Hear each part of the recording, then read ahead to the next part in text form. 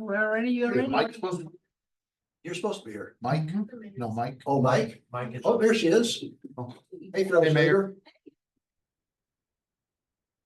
Slater. I keep down the gavel. Is Mike gonna be here? Yes. That's okay, as it can be. Good. Yeah, you have to be a weightlifter to hurry. This one. Okay, should we call to order? Jerry called up. Yeah, I was waiting for you. I was just about ready to, and you walked in. Hey, you bang the gavel. And I call this workshop to order. City Secretary. So this workshop is a planning session to discuss upcoming water project financial planning and presentation by engineering firm Baker Martin. The workshop is designed to provide the council with a comprehensive overview of the water system needs, particularly as they relate to Skyway Gardens 2 development and the conversion of the service area to the Sul Ross pressure plant. The engineering team will outline estimated.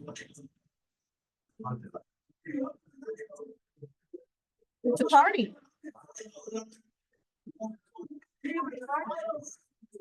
Oh. Oh. Do you get a hat? Yeah. You got a hat. Well, that was That was a fun way to begin this workshop. Yes, it's a party, y'all. It's not a workshop, it's a party. okay, so. The engineering team will outline estimated project costs, technical challenges, and considerations to guide council and prioritize future infrastructure investment. I do have Andy Vitelio present to present today. Awesome. Come on up and just for the recording, introduce yourself and who you're with. Up to the, yeah, he's gonna record you over there. First of all, Gio, thank you for that introduction. It's great. It's the first time I've had one of those. I know. Guess all of us happy. Yeah, we're having a party because you're here. I didn't expect that, Gio, but I need to bring you to more meetings. 'Cause my name is Andy Vasalio with Jacob and Martin. This is my second water workshop with y'all now. It's good to be back. So with that, I do have a PowerPoint presentation. Looks like y'all have the slides, so Gio, if you don't mind setting that up. Yes, absolutely. And as an introduction, a lot of the information will be repeat from last year. Secondly, for those that have sat through my presentations, I'm an engineer. I get sometimes too technical. Please slow me down. So if I start getting too technical, please ask questions. Don't hesitate to stop me in the middle of a slide. Okay. I like this to be interactive. And I certainly want to make sure that y'all as city council have the information you need to take forward to make the decisions you need to make. Yes, sir.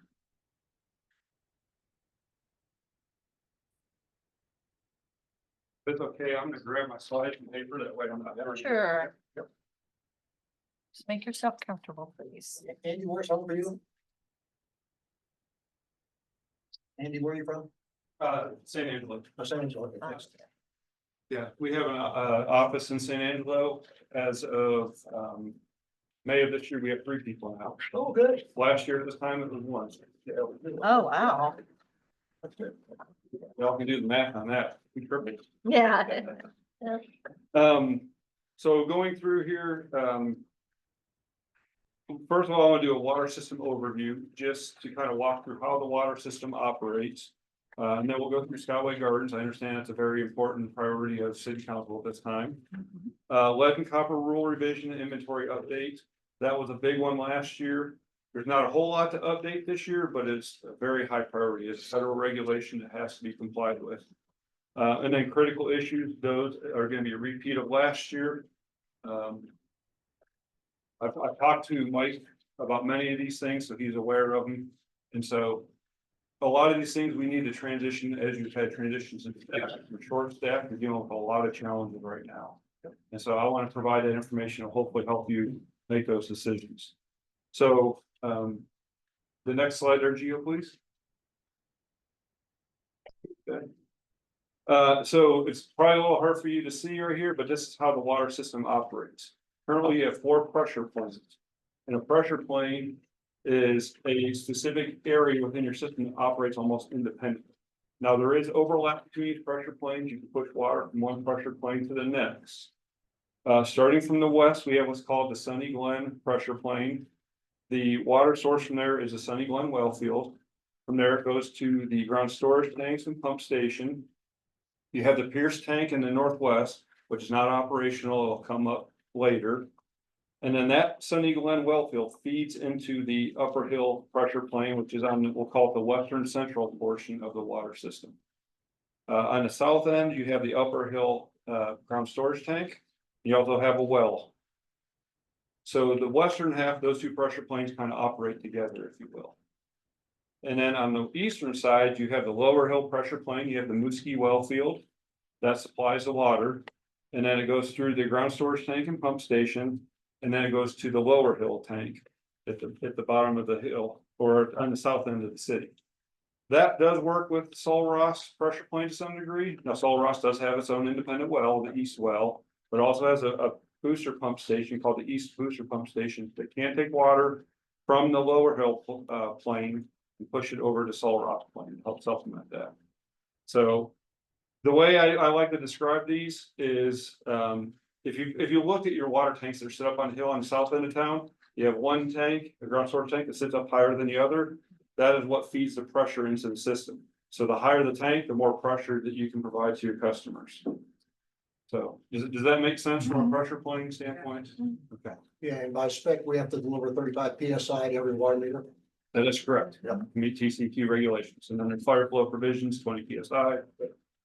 So yes, there are certain regulations of how to operate that system, and that is a good segue here into Skyway Gardens.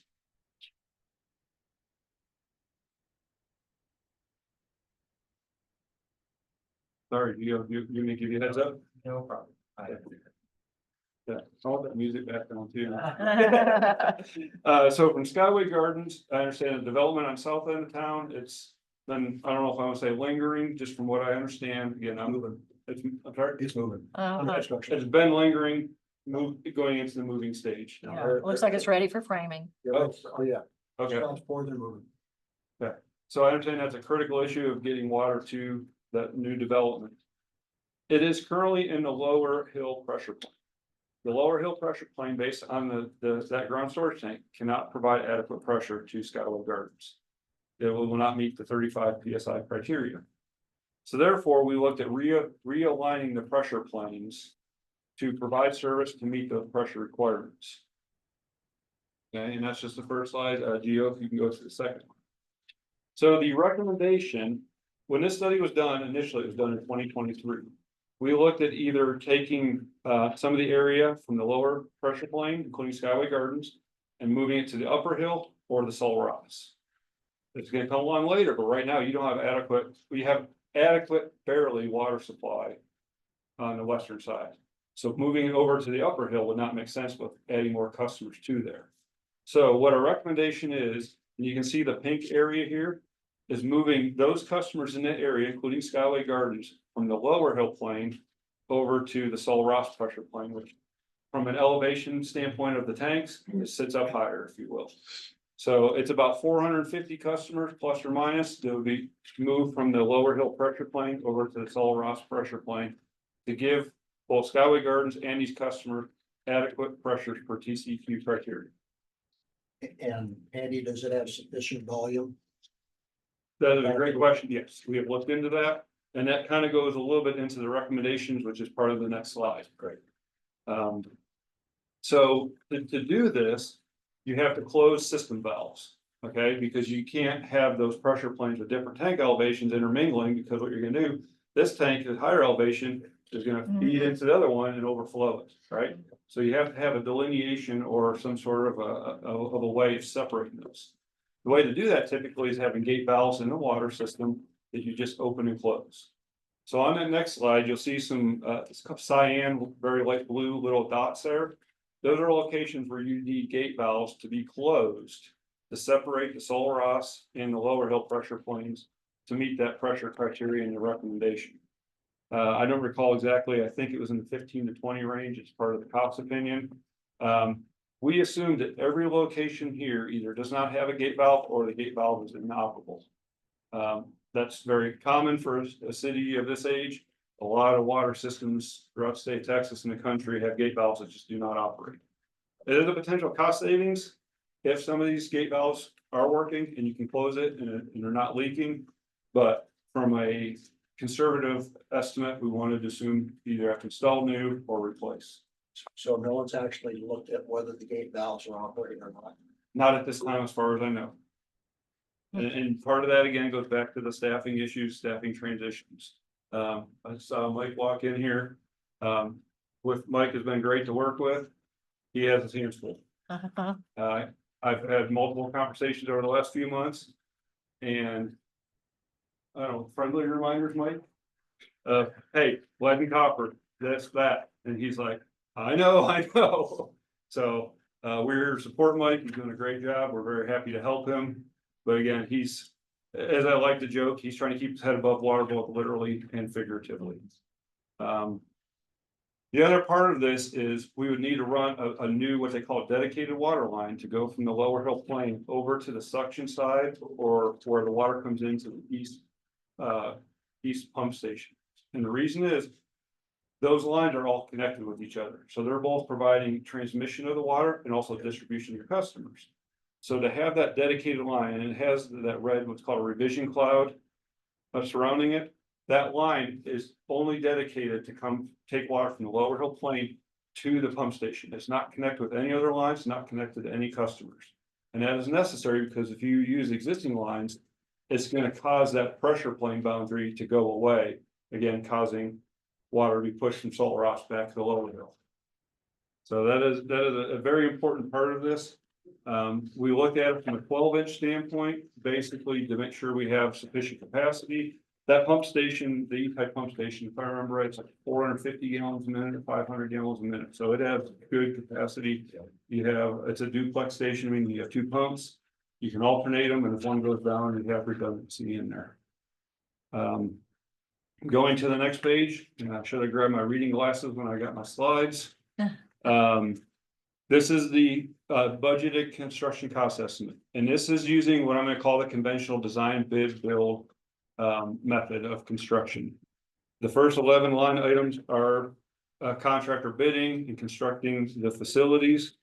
That cost estimate, I think, is about 700,000. No, closer to 90. That's the total. I'm talking about the construction. Yeah. which is about halfway there. Yes, 767,000. Yeah, so. You about want to that- grab your glasses? Go ahead. Yeah, I can't, I'll probably won't need them after this Oh, slide. probably not, but who knows? I know what it's like not to have them. I never used glasses until a few years ago. Me too. Thankfully, it's only when I have to read. Right, me too. Thank It'll get goodness. worse. Yeah, thank you for the reassurance. I learned that already.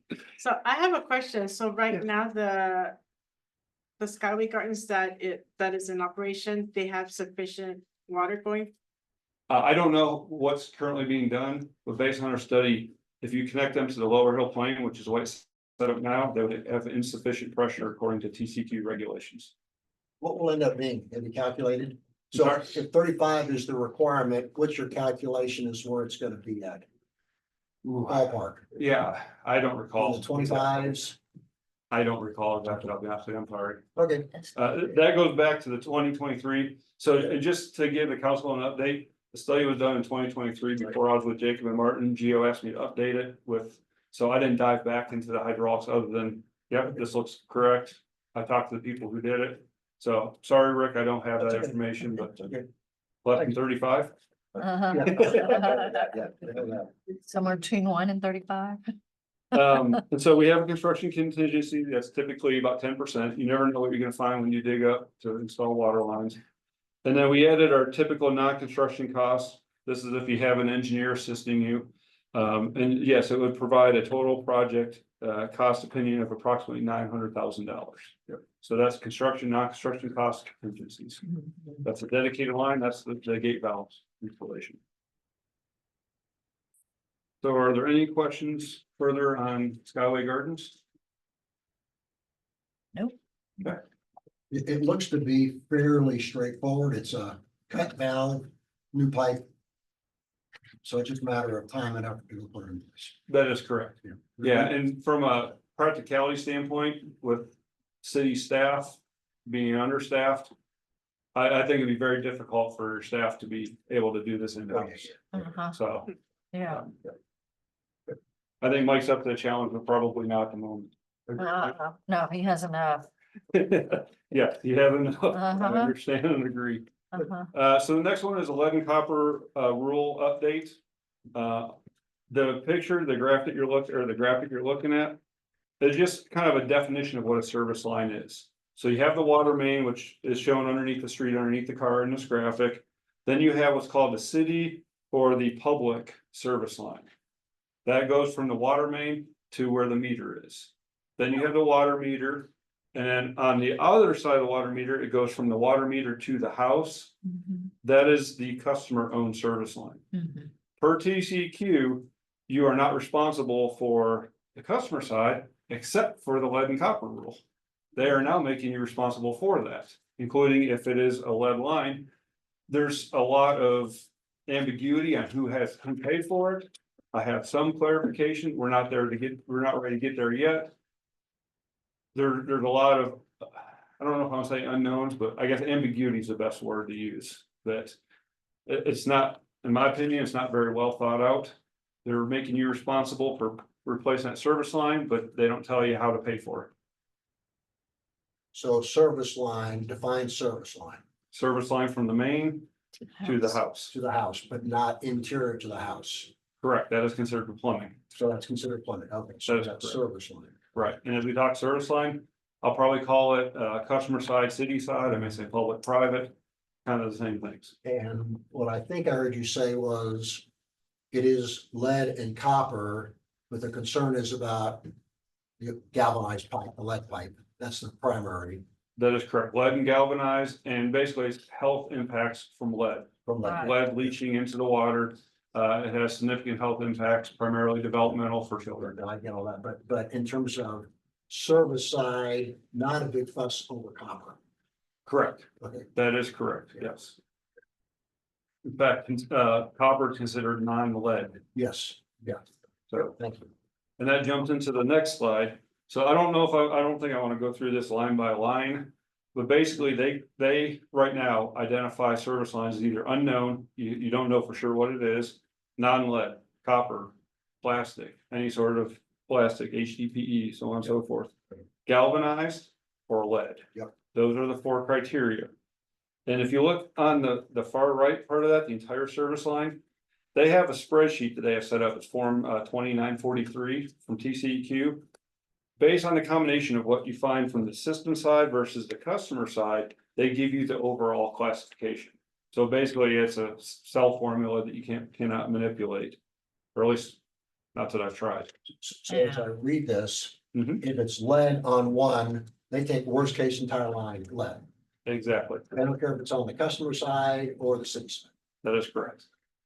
Yep. And then the GRR is galvanized requiring replacement. So again, these are just the classifications. I don't think we need to get into too deep on that. The next slide gives you a summary of the inventory.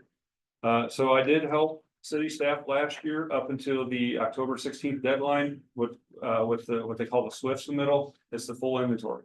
You had a lot of unknowns at that point. There had been some work done at the end of 2024 and early 2025. The staff member was working on it is no longer with the city. Mike and I have talked about it. My recommendation to Mike is when he gets himself settled in, to get somebody who he can, not 40 hours a week necessarily, but somebody who can dedicate themselves to the lead and copper. Because this is certainly, it's a federal regulation, it's gonna hit hard. You are to have every single piece of service line inventory by 2027. So we have 2 more years to go.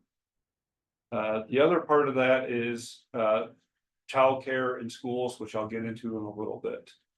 So the 2027 is a big deadline. You have made some progress since September through April of 2025. Basically, I was able to access the SWIFT site. I sent an email to the city. City was able to get that information to me.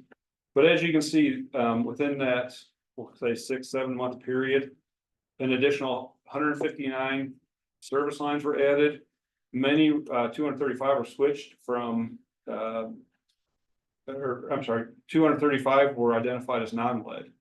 So that's definitely a positive.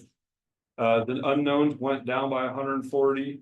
And of course, the lead and galvanized requiring replacement went up. So basically what happened is the staff member identified more service lines, put more into the Swift site. And then also was able to catch up a little on inventory. So Uh, Andy? Yes. You talked about when we have to have the inventory done by 2027. Yes, You also talked about the city having responsibility for city side and service line. In those cases to identified as lead, yes, okay? What's the timeline under which those have to be replaced? 10 years. So we have 10 years, so right now you would say, looking at this, we've identified 285 as galvanized requiring replacement and 74 identified as lead. So we have 10 years to replace right now, 359. That's what the numbers add up to, but we still have 1,851 to do, so it's do 1,800 in the next 2 years. Next 10 years, it's gonna be whatever that number turns out to be. That is correct. Okay. Yeah, so 2027 is when you have to have that plan in place. Yep. 2027 through 2037, basically, Replace. say you have 500 you have to replace. Yep. They tell you to do it divided by 10 Okay. per year. Okay. That is their criteria. At one point, the city pursued grant funding through Texas Water Development Board. And due to some, I guess, financial documentation reasons, we're not able to pursue. I think, Rick, you're aware of that. I can see you nod your head. So I was involved in that, tried helping, pushing it forward. We just weren't able to get the documentation in place in time to be able to get that funding. So We'll try again. that funding cycle has passed. It was specifically set up through EPA, funneled down to the states, and has already been dispersed. The next slide, I probably will just gradually mention it, skip over, it's just a percent increase. So the good thing is that non-lead went from 17.9% to 25%. That's a good thing. So, excuse me, Andy, so Mike, this is work that you're doing to do the validation, you and your team? Yes, Okay.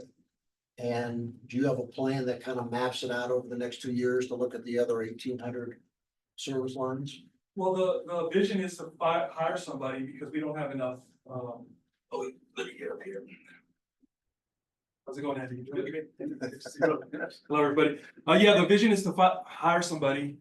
We don't have the manpower at the moment. I don't know if part-time, like Andy said, we don't need a full 40-hour individual, but if we could get somebody even part-time, 30 hours a week, I think boots on the ground, we could probably knock it out. So, Okay.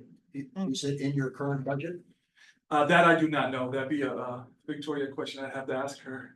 It probably is, since Okay. this is the first I've heard of this. Great, okay, so basically 75% of someone for the next 2 years. Correct. And 75% of someone, what's a 75% of someone's cost, this ballpark? That's 60, 70,000?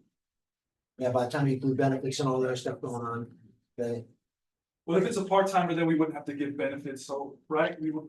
you got a 20.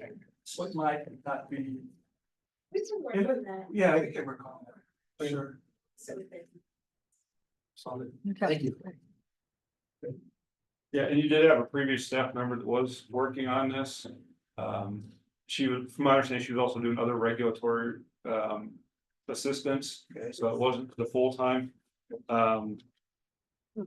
And so, to me, there's just that gap from that staff member no longer being with the city.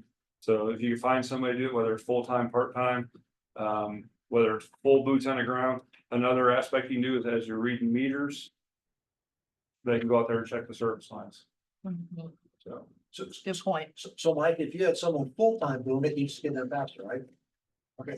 Yeah. Yeah, thanks. And the other thing that Mike and I talked about is him trying to identify and hire that person. We have a task order with the city with still some funds still available. I told Mike whenever he's ready to let me know, we'll jump on Teams. I'll go through everything that I've done with the city, everything I know, answer any and all questions that way.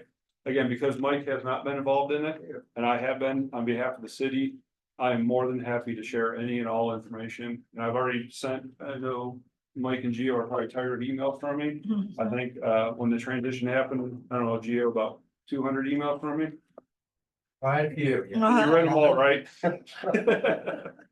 So, I am available, we are available to help with the transition and with this lead and copper rule. It's definitely something that's necessary. Thanks.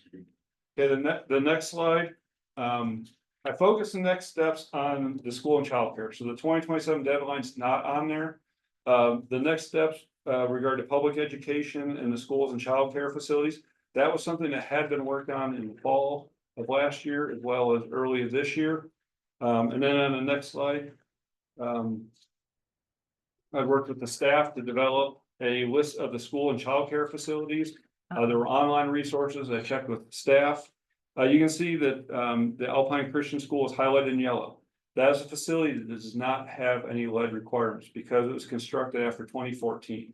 It was either that or a full plumbing replacement. Anything that's constructed after January 1st, 2014 or a full plumbing replacement does not need the lead and copper sampling requirements in public education. So what I had done at that time, kind of looked at it. My thought process is you probably don't want to hit like all the schools at one time, broke it up to 1 or 2 a year, one childcare facility, one school. The schools probably are going to have a little bit more of a higher impact on their staff. So we have 2 of them already listed for 2025. So again, this information is ready. I did quite a bit of research for the staff at that time. And so that is all available for your staff. Do you know if the high school has to be redone since they just did the remodeling? That is news to me and I do not know. Yeah, so they put $23 million in the high school. Okay, Yeah, so it's probably worthwhile looking at.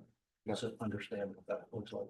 yeah, if we can find out, I'll ask Mike or whoever Mike's new person is to look into that. But yes, if it's done a full plumbing replacement and it's gone away from any potential lead, then that would cut that out and that would be great.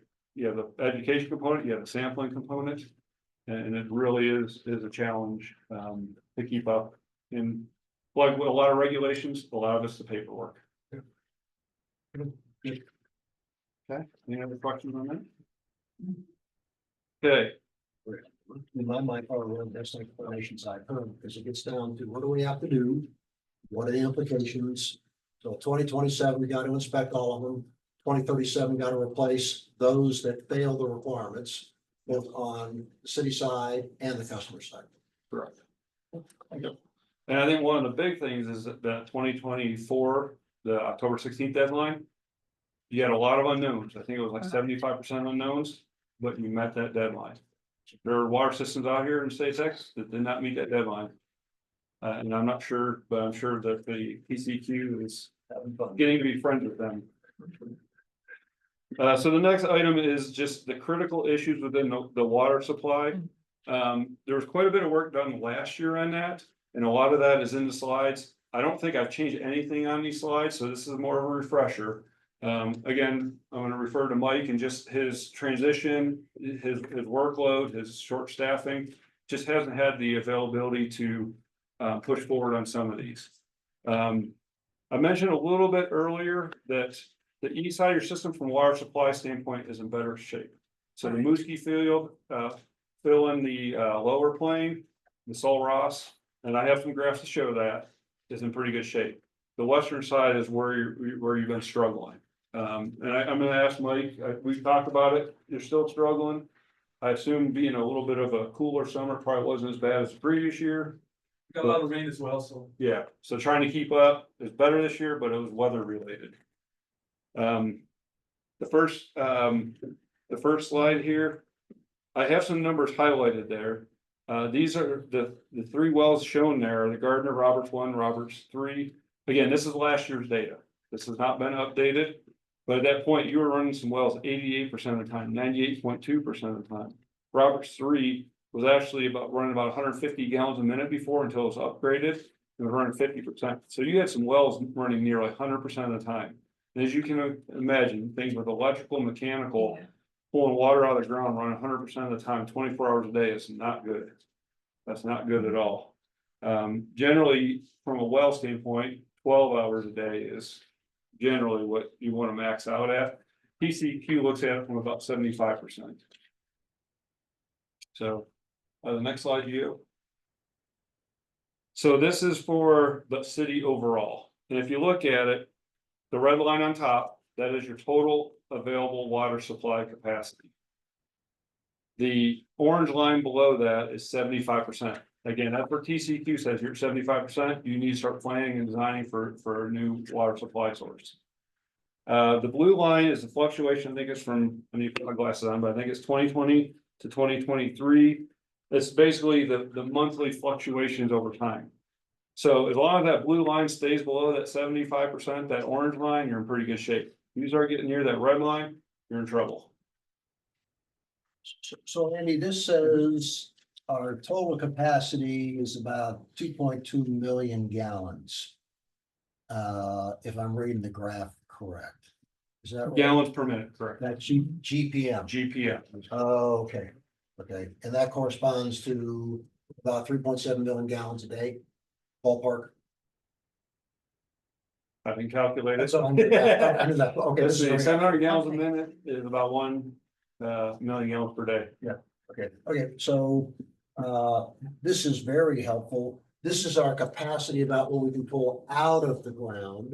Yes, It does not take into account distribution leaks, that is correct. like coming out of Pierce Tank and that whole lake that's over there. Yes, that is correct. That is what you can pull out of the ground running 24 hours a day, each well. Gotcha. Okay, thank you. So the next slide is the lower hill pressure plane. Again, that's the Mooski field primarily. And again, look at the blue line compared to the yellow and red, you're good on that. I mentioned before, some of the water from the lower hill pressure plane does go over to Sul Ross, and you'll see that impact on the next slide. Okay, the next slide is very deceiving. It looks really, really bad. But what it's indicating is the only well in Sul Ross is operating is the east well. And that's saying that the east well cannot keep up with the Sul Ross pressure plane demand, but we know that. And that's why it's being supplemented by the lower hill pressure plane. And so again, it's deceiving. I put a little comment in there. And the next slide is really the one I think that is the most beneficial from looking at the east side of the water system. This is combined looking at the demand and the available water supply for the combined lower hill and Sul Ross pressure plane. So as you can see, you're in good shape when you combine it. We have the east pump station that takes water from lower hill over. If I remember right, Mike, there's a control valve in the northeast part of the city that also allows water to come from the Mooski area over to Sul Ross. And so you have two different ways of getting water over there. And Mike, correct me if I'm wrong, but everything I've heard, the eastern side of the water system has been and continues to be good. Is that correct? Until I leave today. Yeah, so to that point, the east well is not a high capacity well. It's based on this says, 75 gallons per minute, which is pretty low in a scale of a city pump. So Yes. we're really relying on the supplement from the other side. So if you think about it from our standpoint, I get your point. We shouldn't worry about at night whether or not there's enough water because the capacity is there, it's supplemented. Yes. At some point, we probably ought to think about whether or not we want to add additional well capacity there, but right now it's not our highest priority. Correct. That is not even close to the highest priority. Yes. Thanks. In fact, the east side is doing very well. Yep. So then the next slide. Now we're starting to get a little nervous here. This is the lower hill, I'm sorry, the upper hill pressure plane. This is the western side. It combines Sunny Glen, but plus the upper hill. And you can see some of the months over that 4-year time span from January 2020 through December of 2023, you had some months where you were exceeding 75%. So if you look at it this way, you have every well running for at least 18 hours a day for some months. You have one well go down, you're really in trouble. So the critical supply issue is on the western side through the Sunny Glen well field. So the next slide is the recommended potential solutions. I'm going to get into this in a little bit more. You have that pump station that sits between the upper hill and lower hill tanks. It is not operating, it has not been operating since 2010. That is a very, I'm not gonna say it's gonna be a cheap solution, but it's a very potential quick solution. I think, but I'll get into that in a little bit. And then the other obvious one is to, going back to that one, it's gonna allow you to take water from the east side over to the west side, if you have that pump station operation. And then the other one is develop a new well or wells in the Sunny Glen well field. Any questions at that point? We're gonna dive into some details on this, okay? So the Upper Hill, Lower Hill Pump Station, I have a photo of it there. Again, from what I understand, talking with city staff, it was constructed about 15 years ago. And the whole idea of it is you have the higher tank, it's supposed to allow gravity flow from the higher tank to the lower tank when it needs water. And then from the lower tank, you pump it up. What I can tell, looking at plans and just visiting on site, is I think it was what I describe as mirrored. Okay, so if you're standing next to a person, you raise your right hand, they raise their left hand to look exactly the same, right? I don't know if it was a design issue or construction issue. I mean, I couldn't track that down, but something happened during from what I can tell again, from the project, that it was not constructed, or designed as it should have been. In talking with some staff, the way it's operating is exactly representing that. So in other words, if you open up that connection between them, it's gonna go from the upper to the lower, but it's backwards. When it kicks the pumps on, it should be pumping from the lower to the upper, right? What it does is it circles inside the lower and the pressure spike up. And my understanding, that's the way it's been from day one. So that's a significant issue. How we got there, I don't know. You know, before my time, and there's only so much information that I have to track down, and I went through the plans. I've been on site. Geo, if you go, oh, you're already on the next slide. If you look in the bottom right, you can see what's called a blind flange. It looks like a piece of metal with some bolts going through it. When I mentioned it mirrored, I think that blind should have been on the other side of the pump station. And it should be, again, mirrored. So anyway, my recommendation to staff is we need to know exactly what's underground. We need to know how the piping is connected to really come up with a solution. I'm speculating based on reviewing the plans and how it's operating. But were the lines that are underground connected and constructed as on plans? We don't know. So my recommendation is, as staff has time to dig it up, evaluate it, look at it, and see if, we'll call it my theory, my hypothesis is correct. That is the problem. And then from there, we can go probably just reconnecting some piping out in the field. Probably, maybe could do it.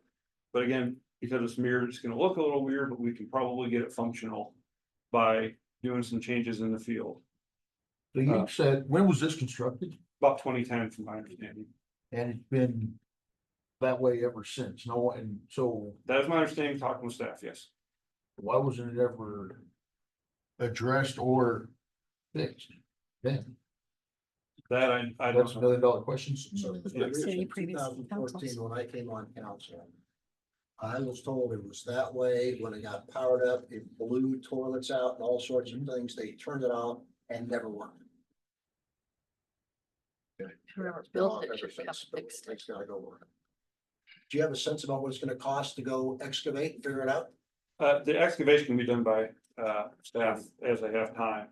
At one point, and again, this was the previous staff, the intention at that point was to dig it up and have me come out, or if I come out this way, you know, once a month typically. Just on one of my trips, come out there so I can visually see it. Again, Mike is busy. Mike just hasn't had time to look at this, but I think that would probably be a good option, trying to get this on quicker, because again, the eastern side, the Mooski well field, are in great shape. Mhm. You can pump some of that water over to the west when the west is hurting. That'll help save a lot of heartache from what your staff has been dealing with during summer months. So this is like, how much, is it a week's worth of work, 2 weeks worth of work? To dig it up, Dig it up and kind of, I don't know, maybe a couple days. Couple days. Yeah. it's like a big water leak. You have your backhoe back, Mike? Sorry, Is your backhoe back up and running? it is back up and running. Okay. So Mike, is this something you go out and contract for to get someone to come dig it up? And I then think get we Andy? could, we could knock it out. We could get it done on our end without contracting. Hey, we could coordinate with Andy when you're coming down next time, then, put eyes on it, go from there if you want to. Yeah, it's been a while since I've looked at it, but I have copies of all the plans. I don't think, Mike, you and I've talked about it in detail, but I can show you what I have at that time. And then kind of explain at that point what I think needs to be done. To the original question, why it was done, I don't know. If it makes you feel better, Jacob and Martin was not involved in that project. At that point, see, that would have been 2010. I was living in a different state. Uh-huh. So, but anyways, this is why having, putting in a little plug, that's why having good engineering firm who's with you from the beginning through construction is helpful. Yeah, and just to kind of close, I've had probably 3 conversations with John Skinner on this. That was his perspective. He was supporting the city and that's. Never got one. So is this something you need more money for, Mike, to go sort out, or you're just gonna go do it? We could probably just schedule into a good time to go get it done. Like I said, we'd have to coordinate with Andy when he comes down next time, and then do it a couple days or a few days beforehand, and then get, like I said, put eyes on it. And go from there. That's it.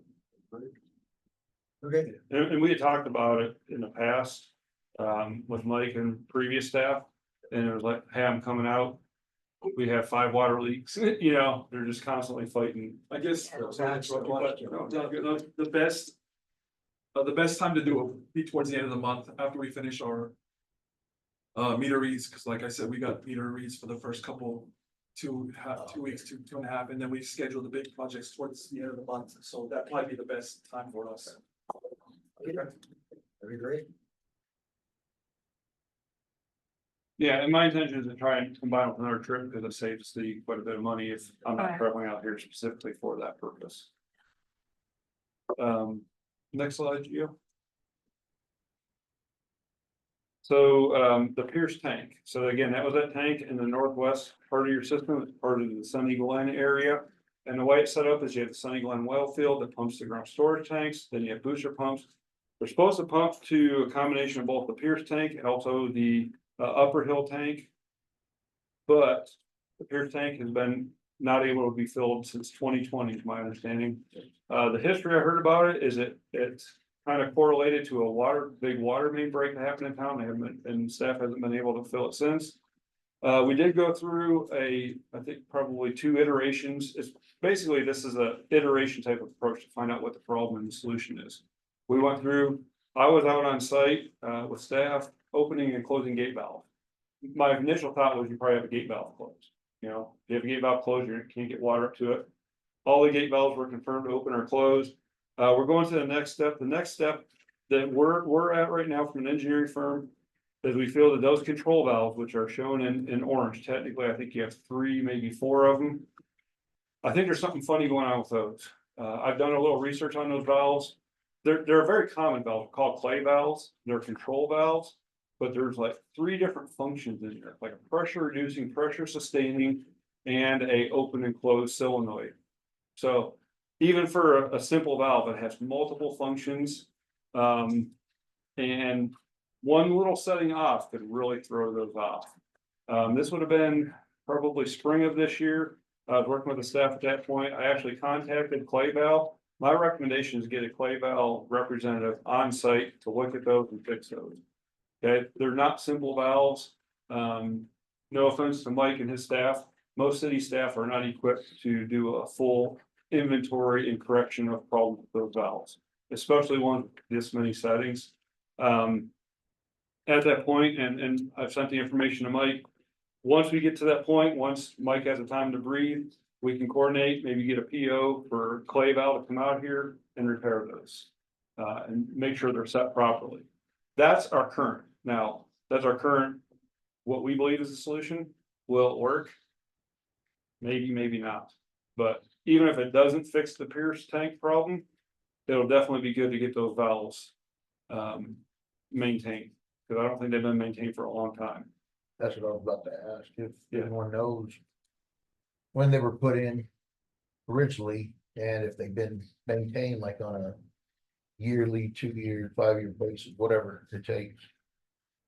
You know, I think it'd been over 20 years, so I definitely, I think it'd be a great course of action to go to replace those plate valves, I think. That's the right track. Yeah, and you may not need to replace them with a point of clarification, you may just need somebody to come out here and maintain them and check the settings. Because, again, with 3 different controls in one valve. And these valves are working together as separate parts of the system. If one's reducing pressure to 55, one's reducing pressure to 45. I mean, that can just throw out your whole water system operations. So these valves, Mhm. it's not a gate valve, it's not an on off. These are working with other parts of the system, the pressure regulation. Yes, That's why they're so complex. they are connected through SCADA and they have what they call solenoid control that opens and closes. And it also has a reducing function, so if your pressure upstream of the valve is 80 PSI, it'll knock it down to 55 or whatever you set. It also has what they call back pressure sustaining. So as it's knocking pressure from 80 to 55, if too much water is going through and you get below, we'll say 70 PSI, it's gonna reduce how much water is going through. So it's doing 3 functions in one, and you have like 3 or 4 of those valves working in tandem at different locations. So it definitely could throw a water system off. Is there a simpler solution? Um, You know, engineers love to be engineers. I don't know, design house. Trying to think of how to answer this. Um. In a public setting. I guess I had a conversation with Kurt Harrell. I don't know if any of y'all have met him. I think he was Geo. I think 2 years ago, he did a presentation. If we were designing from scratch, we may have designed it differently. But at this point, I don't see a way for you to get out of the current operations, if that makes sense. Mhm. So, And we know we have lots of water leaks out there. yes. I mean, I get a regular discussion with at least 2 commissioners. And lots of neighbors out there. Mhm. Is that anywhere related to these valves, or that's just simple, the lines breaking on us? I would say a valve is unlikely to cause that unless there's we'll call it a catastrophic failure of the valve.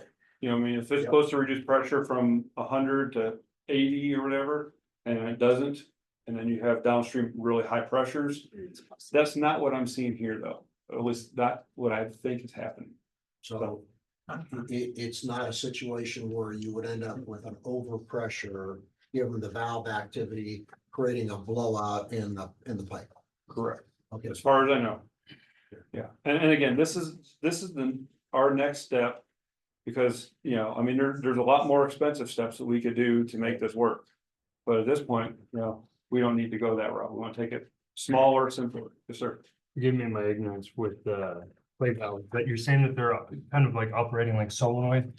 So is there any chance if they're not operating properly that they could cause water hammer on the inlet side? Yes, All right. Yeah, Which could cause water leaks then at that point it with could. old lines. Yeah, the solenoid component is SCADA controlled based on the water level of the upper hill tank. Yeah. And that's what then causes those valves to open to allow water through. So in some cases, certainly a solenoid control could cause water hammer. Mhm. This situation. Yes, but I'd be more concerned of other solenoid control situations I've seen from an engineering standpoint than here. Sure. I don't think the pressure differential is that dramatic. Okay. Now, could it? Absolutely. Can hammer cause it? Yes. Could one leak cause water hammer that causes another leak? Absolutely. So you're dealing with compound multiple issues here. That just, you asked it far better than I did, but you're, I think, on the same path. We're really worried about that whole line. It has consistently broken over the last decade. Yeah. And if there's a water hammer issue or something going on, it's overpressure, coupled with however it's bedded, lots of leaks. yeah, and yeah, I haven't seen the construction, but yeah, if you have improper bedding. Improper depth, That putting on is rock. the AC pipe and then add Oh, yeah. seismic activity out here as well. So it's a number of things like you're saying. It's just all adding up. Yep. Causing an issue. Oh, AC pipe is fun. Yeah, let's drop the AC pipe conversation. So yes, I've dealt with that before, so. But proper bedding is certainly certainly important for preventing water leaks. I believe that may be the last slide I have here. Let's see. Yeah, okay, so we talked about, from an overall standpoint, we talked about the water supply, eventually trying to develop a new well field. There were some plans in place last year at that point to develop a test well, a Lewis test well. The Upper Hill, Lower Hill pump station. I think that's something that probably can come along quicker. Of fixing the issues with the pump station. So even though you don't have more available supply, you can at least supplement on the western side. And that would alleviate the emergency temporary conditions. And then, of course, that Pierce tank, regardless of whether it fixes the Pierce tank issue or not, I think maintenance on those clay valves by a professional who deals with those is definitely a good solution. So, you just talked about wells, so we've got 12 wells, it looks like on our list. You have a lot more. Some have been abandoned, some are in various states of disrepair. Okay, have you ever done any to look to say, hey, the city ought to develop a new well every 3 years? I have no idea, just put on my, just a little, yes. Or we should replace, motors, pumps every 5 years. I don't know the answer. Do we know what that schedule should look like? Well, you're talking about asset management. That's from city council, but that's one for wastewater. But yeah, city council meeting, we'll talk about asset management for wastewater. So to answer your question, no, we have not looked, at least I have not looked, is developing a well every 3-4 years. A lot of it depends on your demand compared to your available supply, and also what happens to the existing supply wells. With regard to looking at replacing well pumps, typically that's done as you see a decreased capacity. So you put a new well pump in there, pumping 300 gallons a minute, see it start pumping 280, 260, 240, you know something's wrong. Sometimes lightning strikes it, and at that point, you definitely have to replace it. So you can generally plan on a well, I've heard well pumps 10 to 20 years typically. So implementing an asset management on your water system would certainly be a good idea. We have a template from the wastewater system that we'll talk about this evening that you can maybe use on that. But I like the idea. I like the idea of thinking ahead, because that's where a lot of cities and water systems and wastewater systems get in trouble. Is you wait till it breaks and then you try and figure out a way to fix it. So tell us more about the Lewis test well. What would it cost to finish that? I don't have that number in front of me. That was something that your staff at that time was handling that. My understanding is the well had already been drilled, it had been capped off, the capacity's there. I don't remember exactly what the capacity is. So basically you just have to develop it. You have to get TCQ approval, put in the well pump, and then just connect it to the system. But the details of it, I'm sorry, I don't have that information. So Mike, you're the newbie trying to sort all this stuff out and you got your hands full. At what point do you think you'll be ready to come back and say, here's what I think my maintenance schedule needs to be for wells? And I don't know if you're measuring pump rates on a monthly basis, well depths on a monthly basis. Can you give us any sense of how you see this going forward? I know that we have Dominic Rubio. He does the well depths on the 1st and 15th, if I'm not mistaken. Is that right, Blake? So he has information on those. We have to turn those into TCQ. Okay. As far as that's a great question. I don't know. I guess I haven't had enough time to spend on that. I would say maybe 6 months. I could give you a more close and definitive answer, but okay, right now that's the honest truth. Okay. Okay, but that's very helpful. You're in triage mode. You're trying to get things sorted through. Correct. Yeah, but your well depths, pump rates. We do have that information. Yes, it's Okay. 1st to 15th of every month. Okay, well, good. Okay, thank you.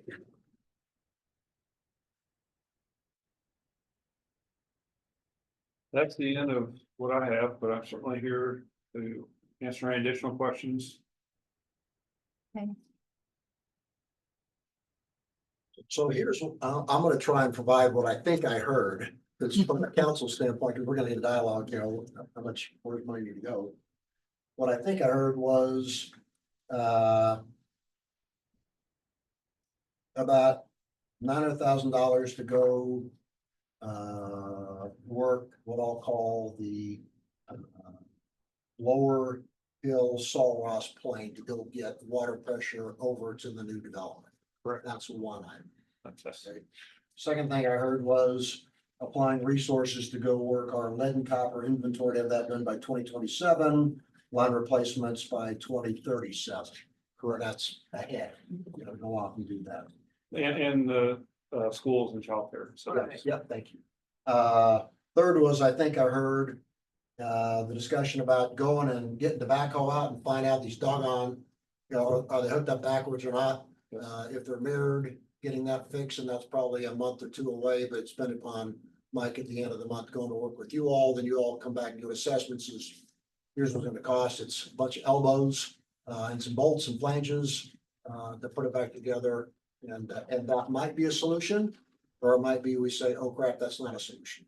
But Yes. at least we'll have the knowledge behind that and get that one put to rest. Okay, stop there for a second. So with that one, how much did you estimate that would be if you're correct and it's mirrored? It depends on what the required solution is. So my hope would be that maybe we can just reconnect the yard piping.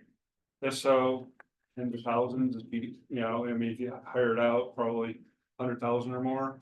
If it's like the whole station is set up where we can't fix it with the yard piping, then it's almost like that station's mothballed. Yeah. But I don't Okay. think we're at that point. I've, based on what I've seen, and again, I'm dealing with partial information. I think we can deal with it from a yard piping standpoint. Okay. That's my hope. And that may be similar to the Pierce tank, and maybe we try it one time and it doesn't work. But I think if I can see the yard piping and understand it, I think I can help come up with a solution on that. But as you know, anytime you're retrofitting something that was done 15 years ago, without Right. having full knowledge, you're making some assumptions just to get to a solution. And the fourth item was, what I'll call the Pierce tank clay valve, whatever. You'll kind of sort that one out. Yeah. Those are the four biggies. Did I kind of get it right? Which one did I miss? The well field development, but I would say that's, if you get the Pierce tank figured out and you get the pump station figured out. I'd still work on that well development, but you know, that'll buy you some time. The risk goes down significantly. Yes, And if we don't get a solution out of those two, then we need to put some more oomph onto well development. correct. And keep in mind, the well developments can take time. Yeah, You have to get TCP approval, you'll have to design, bid, build. Yep. So it will be a time component, even if you started right now. And what's it normally cost to develop a new well? Do you have a kind of a swag? It all depends on where, to be honest with you. We just did a project to, it's over in Fort Stockton area to redevelop. Take 2 irrigation wells to drinking water wells. The total project was 6.5 million, but that included a brand new ground storage tank. Okay. I don't recall, I'm guessing $1 million maybe. Okay.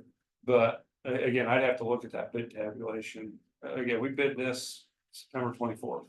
Okay, but $1 million, I'm just trying to, from a city council standpoint, as we think about where to spend dollars. Yeah. Thinking about the future. Yeah. About what we might need to set aside. Yeah, now I also know I've talked to, worked with some folks in the Terlingua area.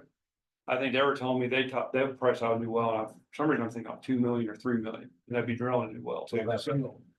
Yeah. Yeah, Depends on where they line up. yeah, they have other issues there. Yep. Not the people. But very helpful. All right, Councilmember Portillo? I mean, we've answered all this stuff. I mean,